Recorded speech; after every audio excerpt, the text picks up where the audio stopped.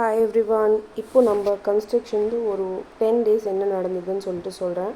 First பூமி பூஜை போடுறதுக்கு முன்னாடியே பார்த்தீங்கன்னா labour shed and material shed போட்டாச்சு. அதுக்கப்புறம் பூமி பூஜை போட்டுட்டு ஒரு 1 வீக் கழித்து தான் ப்ராஜெக்ட் ஸ்டார்ட் பண்ணோம்.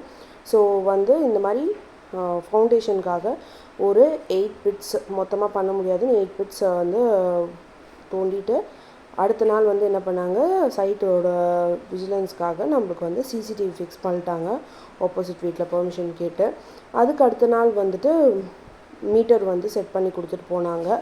ஸோ மீட்டருக்கான டெம்ப்ரரி கனெக்ஷனுக்கான சார்ஜஸ் பே பண்ணி அது கனெக்ஷன் கொடுத்துட்டு கொஞ்ச நாள் வெயிட் பண்ணோம். அதுக்கப்புறம் தான் கனெக்ஷன் கொடுத்தாங்க. கனெக்ஷன் கொடுத்துட்ட பிறகு கிணத்துக்குள்ள மோட்ரு நம்ம ஃபிக்ஸ் பண்ணியாச்சு. மோட்ரு சப்மர்சிபிள் மோட்ரு அது போட்டு ஃபிக்ஸ் பண்ணி தண்ணி வருதான்னு செக் பண்ணிவிட்டு, ஏன்னா கன்ஸ்ட்ரக்ஷன் அப்போது லேபர்ஸ்க்கும் சரி கன்ஸ்ட்ரக்ஷனுக்கும் சரி தண்ணி ரொம்ப முக்கியம். அதனால் கன்ஸ்ட்ரக்ஷன் ஸ்டார்ட் பண்ணுறதுக்கு முன்னாடி வெறும் பிட் மட்டும் எடுத்துருந்தாங்க. அதுக்கப்புறமா நம்மளுக்கு தண்ணி வரத்துக்கு ஏற்பாடு பண்ணியாச்சு. ஸோ இந்த கேப்பில் பார்த்திங்கன்னா இந்த மாதிரி ஃபவுண்டேஷன் பிட்டில் மார்க்கிங்லாம் பண்ணி ஃபவுண்டேஷன் பெட்டுக்கு அந்த கம்பி கட்டுற வேலையெல்லாம் கம்பி வளைக்கிறது கட் பண்ணுறது அதெல்லாம் நடந்துகிட்டே இருந்தது.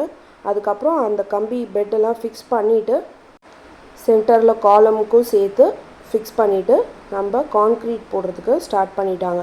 இப்போ இது 8 பிட்ஸ்க்கான வேலை தான். நடுவில் 4 பிட் இது முடிச்சுட்டு பண்ணுவாங்க. ஸோ இதுக்கே பார்த்திங்கன்னா ஒரு 9 டேஸ் ஆகிடுச்சு.